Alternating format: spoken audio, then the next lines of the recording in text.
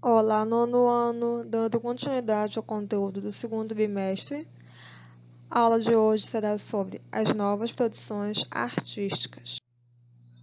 Então, quando a gente vai falar de arte, para a gente adentrar na arte moderna, né, a gente precisa falar do contexto histórico, o que estava acontecendo no mundo, para que os artistas pudessem querer mudar a sua visão sobre as produções artísticas, né? Então, no final do século XIX, surge o primeiro trem elétrico, que é o metrô de Paris. As teorias sobre o tempo, mudanças e o desenvolvimento do filósofo francês Bergson. Então, passam a discutir sobre o tempo e as mudanças que ocorrem no seu desenvolvimento, né? Surge também a primeira publicação do livro de Freud, A Interpretação de Sonhos. Isso vai ter uma certa presença quando chega o surrealismo. Também teve o primeiro filme mudo de ficção científica, né, que é A Viagem à Lua, nós assistimos ano passado. Também a teoria da relatividade de Einstein. Surgem as primeiras fotos em jornais, né? As pessoas passam a aprender visualmente o que está acontecendo em remotas regiões, não só nas regiões, como também os acontecimentos no mundo. Então, a foto, ela começa a ser uma foto jornalística. O telefone ele passa a ser usado no uso cotidiano, então as pessoas passam a se falar mais. Passa a falar mais entre aspas, porque nessa época o telefone era muito caro, então só quem tinha dinheiro poderia bancar um telefone, né? O primeiro voo sobre o Atlântico, então voar durante algumas horas sobre o Atlântico era algo ainda muito. Era sonhos que se tornaram realidade, então também faz parte do contexto histórico. Então você já começa, não precisa mais viajar de navio, você já poderia viajar de avião. E também o primeiro carro de uso familiar, né, que é um Ford modelo T. Então as pessoas, as famílias passam a adquirir, começam a consumir, né? Então vamos com a idade. Então todo essas mudanças, essas grandes mudanças, estavam ocorrendo no mundo e os artistas começaram a sentir que os temas até então explorados pareciam estar em dissonância com a realidade. Assim, anjos, deuses e heróis foram abolidos das produções artísticas, dando lugar às cenas reais e alterações que pudessem distorcer a realidade. Então, a partir dessa desse modo de enxergar a arte que surgem os novos estilos e os novos movimentos artísticos voltado para o aqui e agora, o que está acontecendo, quais são as mudanças. Então as produções artísticas elas passam a seguir essas mudanças mundiais. Então surge o primeiro realismo, né? Já que começa a quebra essa visão de Deus e heróis e anjos, quebra a mitologia, né? Em vez de falar apenas da mitologia, os artistas passam a buscar representar nas suas obras cenas que podem ser vistas, cenas que aconteciam no cotidiano, né? Rotinas domésticas, a vida no campo, a vida na rua. Em seguida, surge o impressionismo. O impressionismo, eles queriam captar o que eles enxergavam, da forma que eles enxergavam, a natureza da forma que eles enxergavam. Então, eles rompem, né, com o contorno e as pinceladas, elas passam a ser rápidas, irregulares, capazes de registrar as mudanças, né? A mudança que o olho percebe, né?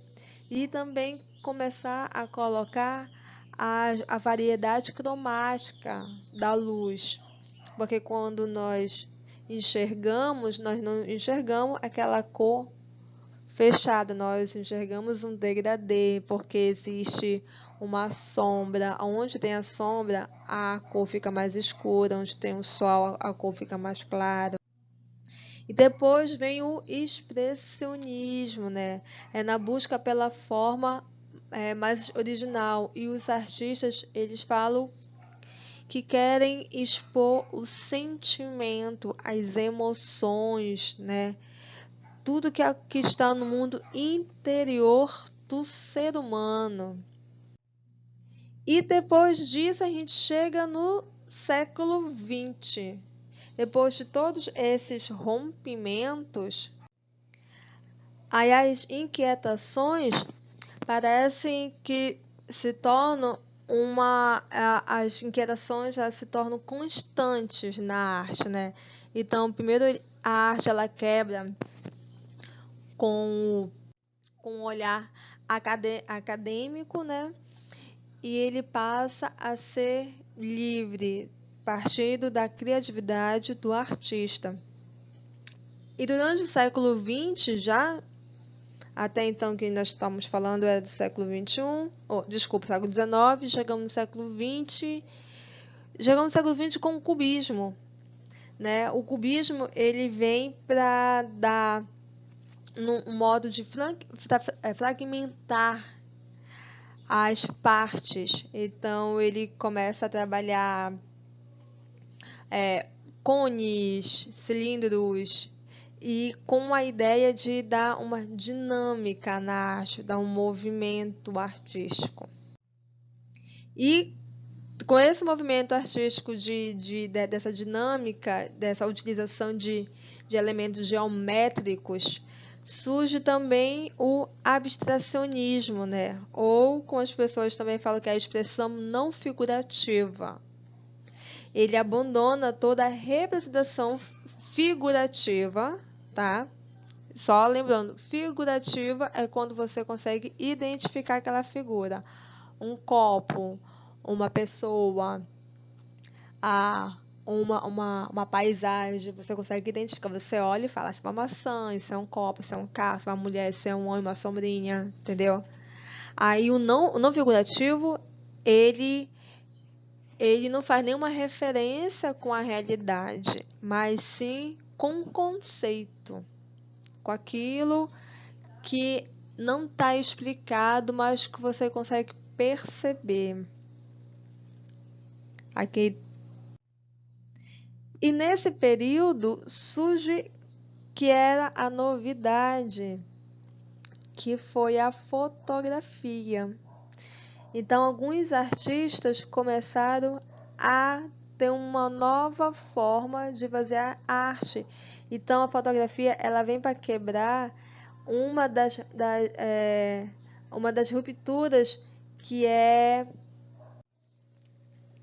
as superfícies, né? Antigamente, para você ter uma imagem, você precisava quê? De uma tela, pincéis e tinta. Com a fotografia, você poderia registrar e transformar esse registro em uma obra de arte.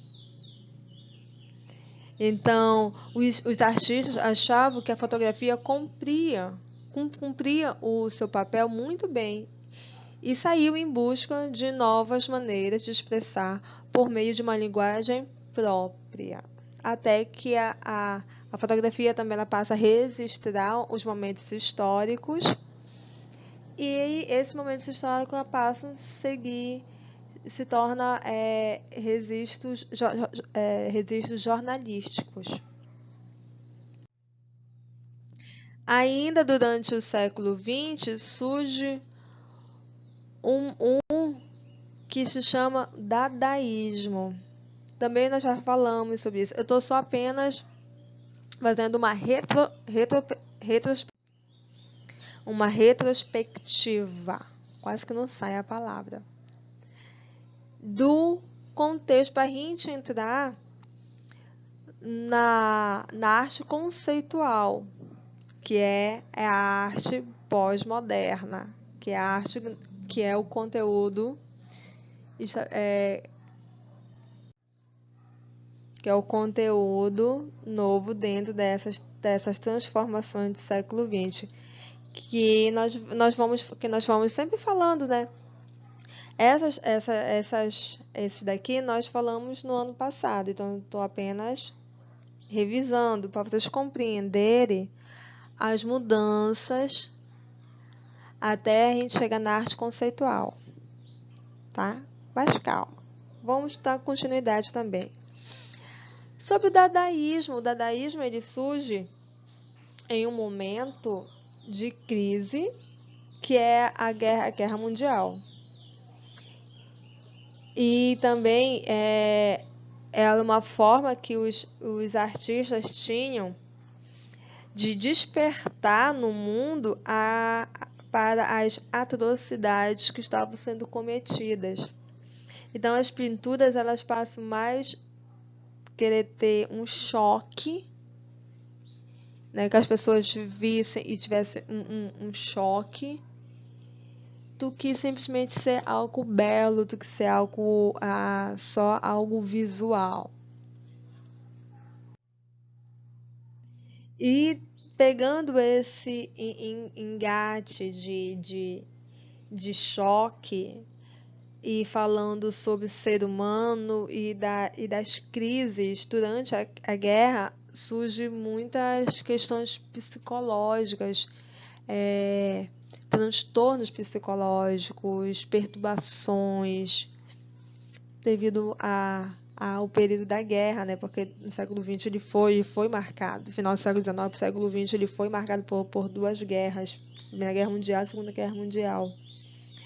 Então esses últimos eles vêm mais falando sobre sobre críticas, sobre o pensar, sobre as ideologias, vem falando dessa questão do ser humano como algo que destrói. Os artistas do surrealismo, eles partem das experiências que ficam guardadas na cabeça, né? No inconsciente. Então, esse inconsciente, todo que a gente armazena, vai ficando na cabeça, vai sendo guardado. E ele sempre vem em sonhos. No surrealismo, eles sempre acreditavam nisso, né? Lembra que eu falei lá do pensamento do Freud, que o Freud ele é médico e criador da psicanálise. Então, ele muito aborda, né? Eles partem da ideia que todas as experiências que vivemos ficam guardadas em algum departamento da nossa mente, de onde podemos entrar e sair, aparecendo em nossos sonhos. Então, o surrealismo da arte, ele parte desse conceitual, tanto que as pinturas são imagens oníricas, né? Relativas aos sonhos, aos delírios, a tudo aquilo que fica armazenado e guardada na nossa cabeça. Então, a partir dessa retrospectiva, nós vamos entrar num assunto que é a arte conceitual e que ela vem quebrando com tudo que nós já vimos aqui. Se vocês acham que isso aqui é algo completamente bem diferente de arte, vocês vão ver o que existe mais diferente dentro da arte, que é a aula do nosso próximos capítulos. E vamos para o nosso exercício. A atividade, ela é simples, é a atividade que vocês adoram fazer, que você vai observar essas duas figuras aqui, né? E em seguida vamos fazer uma comparação e responder. A. Que significados estas cenas trazem? B. Podem ser identificadas como representantes do realismo? E C. Se vocês fossem criar um momento que representasse o cotidiano, qual seria? e que sons ou músicas vocês associariam a este momento, tá? Lembrando que eu quero, como é uma atividade de resposta pessoal, é mais uma análise de imagem e tem uma resposta pessoal. Eu quero que vocês me encaminhem para o meu WhatsApp para eu fazer a correção e dar o feedback, tá? Porque quando eu fazer todo das 3 aulas, a resolução das atividades, eu vou pontuar essas respostas de vocês, tá bom? Para a gente poder entrar numa conversa, já que a gente não está pessoalmente falando, é a forma que eu encontrei de vocês interagirem comigo e eu começar a ver, analisar quem realmente está fazendo, quem está dando continuidade aos estudos. Gente, a gente não está de férias, tá? Estamos estudando dessa forma devido à pandemia. Então, não pense que quando retornar às aulas vai ser fácil. A professora vai voltar desde o início do assunto.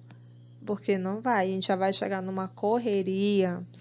Porque a gente não tem nem a primeira nem a segunda avaliação feitas. Então, vai vir pauleira. Então, estudem em casa. Me mandem as atividades para eu corrigir e eu poder ver qual é a dificuldade de vocês, tá? Principalmente alguns aí que eu sei que morrem de preguiça de responder a atividade, de analisar a imagem, depois querem escrever qualquer coisa e vão achar que eu vou aceitar, né? Então, vou repetir. A atividade é para ser feita no caderno e eu quero as respostas no meu WhatsApp, tá bom? Ah, tia, eu posso bater uma foto do meu caderno e enviar? Pode, tá? Meu WhatsApp está aberto. Vocês podem entrar em contato comigo a qualquer hora. Então, ficamos por aqui. Beijos, até a próxima aula.